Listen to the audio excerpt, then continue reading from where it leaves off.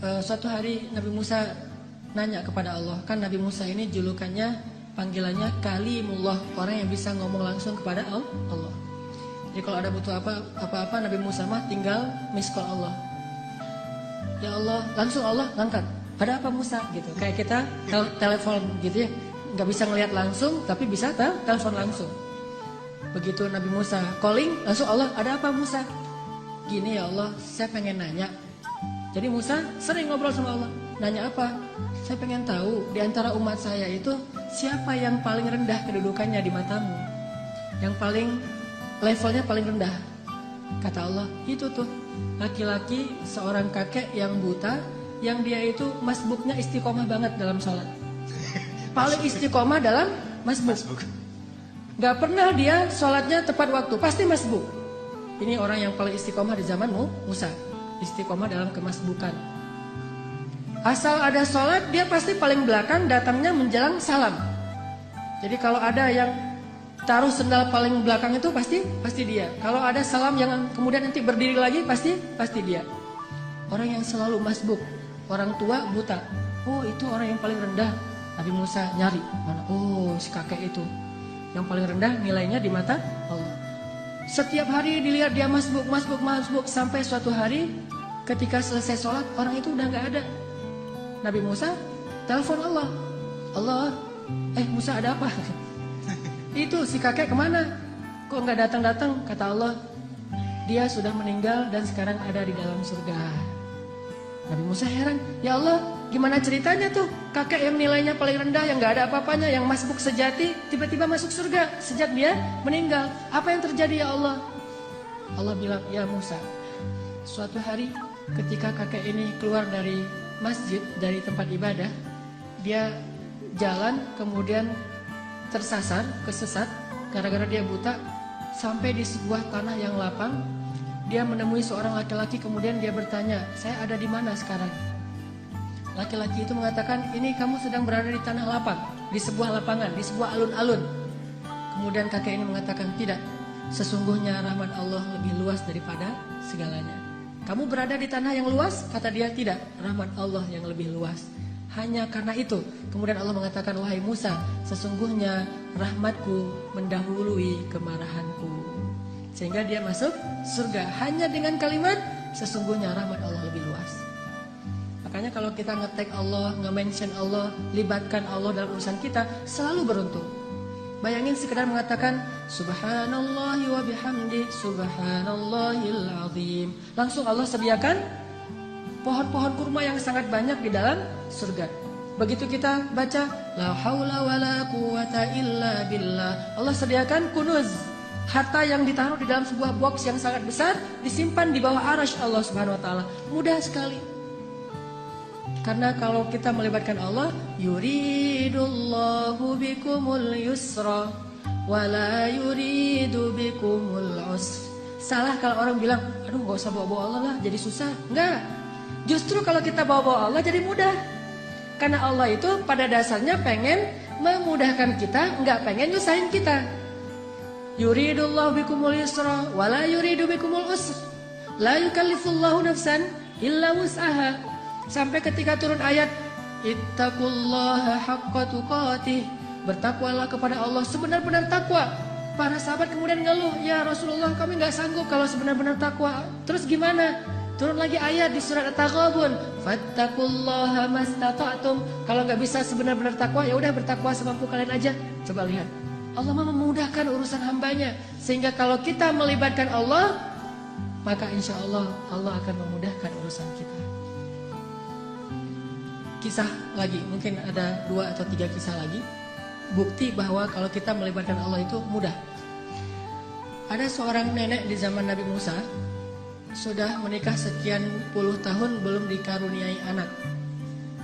Datang kepada Nabi Musa, ya Nabi Allah, ada apa nek?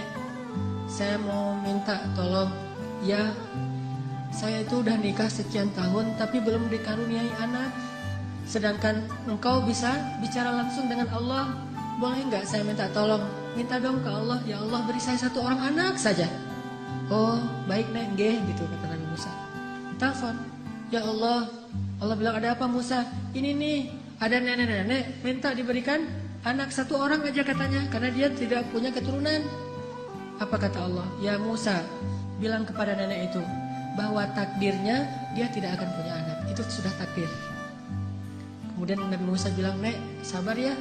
Kata Allah, oh ya, udah ada jawaban dari Allah, udah ada. Gimana jawabannya? Takdir nenek mah gak akan punya anak. Oh gitu, ya sudah, assalamualaikum, waalaikumsalam, pulang. Sepanjang jalan sampai di rumah dia mengatakan, ya Rahim, ya Rahim. Memang takdir saya tidak akan punya anak, tetapi Engkau Maha Rahim, beri saya anak, ya Rahim. Jadi dia ngeyel gitu. Terus saja minta sama Allah dengan bahasa yang lembut, ya Rahim, ya Rahim. Besok datang lagi ketemu Nabi Musa, assalamualaikum, waalaikumsalam. Nenek yang kemarin, ada apa nek? Gitu. Sama Nabi Musa masih yang kemarin gitu. Apaan? Minta dong ke Allah lagi supaya dikasih anak. Lah kan udah kemarin katanya takdirnya gak akan punya anak. Siapa tahu sekarang berubah. Ini nenek nih. Sikoh billah, yakin banget sama Allah. Karena gak mau ngecewain, walaupun Nabi Musa juga udah tahu takdirnya kayak gitu. Ya udah, Nabi Musa telepon lagi. Ya Allah, ini si nenek yang kemarin. Oh ya Musa, jawab aja kayak kemarin. Bahwa dia gak akan punya anak. Nek, saya bilang juga apa? Takdirnya nenek gak akan punya anak. Udah bersabar aja. Oh gitu ya, ya udah, assalamualaikum, waalaikumsalam, ya Rahim, ya Rahim. Terus aja gitu. Datang lagi nenek yang sama, nek, sama jawabannya. Belum ngomong juga udah dikasih tahu jawaban.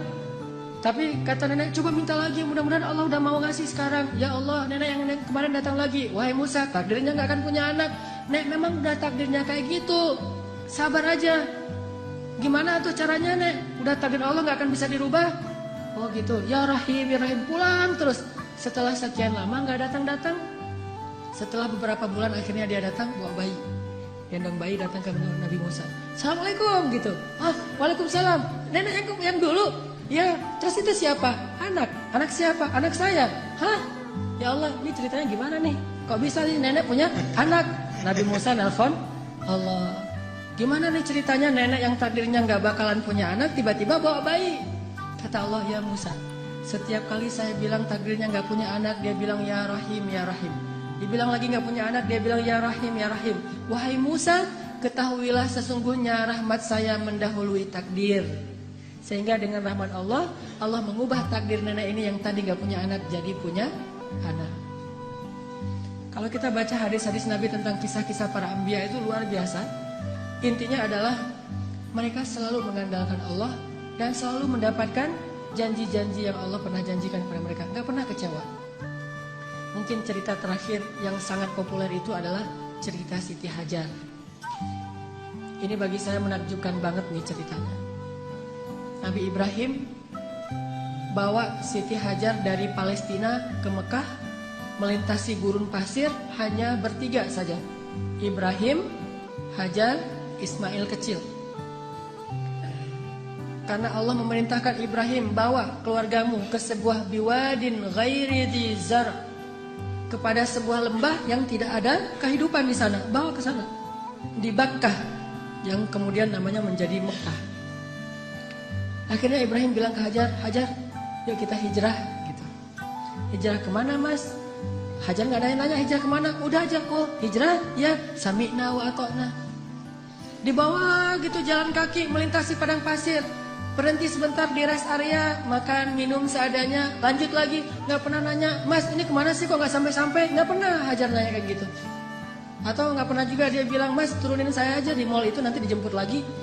Gak ngomong nurunin di mall mana, di rest area mana, di masjid mana, ntar kalau udah beres urusannya baru jemput lagi. Nggak, sami'na wa ta'na. Ini istri soleha banget. Ikut aja gimana kata suami. Sampai udah di lembah yang tandus, baru Ibrahim mengatakan, ya Hajar, disinilah tempat yang dijanjikan. Tinggallah kita di sini. Ya siap, sami'na wa ta'na. Tinggal bikin tenda kecil untuk bayinya. Hari kedua setelah tinggal di situ, baru Ibrahim bilang, ya Hajar, saya akan kembali ke Palestina, tinggallah kalian di sini. Baru setelah sekian lama Hajar diam, kali ini Hajar udah gak kuat untuk diam. Baru dia nanya, ya Ibrahim, engkau tinggalkan kami di sini bersama seorang bayi dan tidak ada siapa-siapa, bahkan air dan kehidupan pun tidak ada di sini. Wahai Ibrahim, bagaimana engkau akan tinggalkan kami? Ibrahim gak tega untuk menjawab. Akhirnya Ibrahim pergi aja tanpa berbicara. Karena Ibrahim pergi, akhirnya Hajar mengganti pertanyaannya. Dan pertanyaan kedua ini lebih benar dari pertanyaan pertama. Kalau pertanyaan pertama, gimana engkau meninggalkan kami sendiri? Pertanyaan yang keduanya adalah Hajar tanya kepada Ibrahim, ya Ibrahim, Allahu amaraka bihada? Apakah Allah yang menyuruhmu melakukan ini? Ibrahim mengangguk, ya ini perintah Allah. Apa kata-kata Hajar? La yudayyi'anallahu idzan. Kalau begitu pergilah wahai suamiku, Allah tidak akan mengecewakan kami. Ini namanya keep the faith. Kalau udah libatin Allah, berubah semuanya. Kalau tadi khawatir, galau, sedih, takut, tapi begitu nanya Allahu amaraka bihada, yang menyuruh kamu melakukan ini wahai Ibrahim? Ya kata Ibrahim, la yudayyi'anallahu idzan. Kalau gitu pergilah wahai suamiku, Allah tidak akan mengecewakan kami. Jadi kalau ada suami pergi tiba-tiba, kemana mas? Itu pertanyaannya salah, nggak usah dijawab. Tapi kalau nanyanya, mas ini Allah yang nyuruh, ya oh pergi aja. Gak apa-apa juga sebulan, setahun, Allah tidak akan mengecewakan kami. Kemana ternyata? Ikut taklim, ikut mungkin ada itikaf di mana. Kalau Allah yang nyuruh, maka istri akan tenang. Tapi kalau bukan Allah yang nyuruh, ini kenapa mas kok pergi? Allah yang nyuruh, bukan tuntutan sosial media. Ada yang lagi harus saya selesaikan, ada yang jadi selebgram, saya pengen deketin. Nah, ini baru namanya perlu khawatir. Tapi kalau Allah yang nyuruh, insya Allah aman. Pergilah Mbak Ibrahim, Allah gak akan ngecewain kamu. Ibrahim pergi, kemudian kita tahu adegannya, ternyata kehabisan air, Ismail nangis-nangis, Hajar lari antara Safa dan Marwah. Allah gak mengecewakan mereka dan memberikan air yang tidak pernah berhenti mengalir sampai hari ini. Dan itu air mukjizat banget loh. Gimana mukjizat? Kalau lagi banyak jamaah haji atau umroh di Mekah, air itu tidak akan kekurangan. Setiap hari orang minum air Zam-Zam. Kalau saya lagi umroh tuh selain minum, bahkan setiap hari dibawa dalam botol aqua. Kita kalau pergi ke masjid itu bawa botol aqua kan ya, terus ngisi air Zam-Zam. Di dalam hotel kita nggak pernah minum air aqua dari hotel, selalu minum Zam-Zam yang dibawa dari masjid. Bayangin, dalam sehari 5 kali orang membawa air Zam-Zam setiap waktu sholat, dan jumlah jamaahnya itu bisa sampai 3 juta kalau musim haji. Lalu ketika mereka pulang, mereka membawa minimal 5 liter air Zam-Zam di seluruh dunia, sebanyak 3 juta orang. Air Zam-Zam tidak mengering, keluar sebanyak-banyak yang dibutuhkan. Tapi begitu haji selesai, umrah belum dibuka, Mekah sepi. Tidak ada yang umrah kecuali orang lokal saja. Paling-paling ratusan orang, tidak sampai 1000 orang. Tapi walaupun yang datangnya sedikit, yang minumnya sedikit, air Zam-Zam tidak membanjiri kota Mekah. Ini namanya berkah. Kalau butuh banyak keluar banyak, kalau butuh sedikit keluar sedikit. Bukan pas butuh banyak airnya putus, atau pas butuh sedikit airnya jadi banjir, soalnya biasanya keluarnya banyak. Enggak kayak gitu Zam-Zam, sangat berkah. Dan itu gara-gara kata Hajar, la yudayyi'anallahu idzan. Allah enggak bakalan ngecewain kami. Maka teman-teman, ayo kita belajar melibatkan Allah dalam urusan kita. Ada masalah dikit, oh serahin sama Allah sambil berikhtiar. Tapi jangan bergantung kepada ikhtiar. Ikhtiar hanya sebuah kewajiban kita yang diperintahkan Allah. Tetapi hati kita tidak boleh bergantung kepada ikhtiar. Hati kita bergantung di langit kepada Allah Subhanahu wa ta'ala. Andalkan Allah, maka kita tidak akan kecewa insya Allah.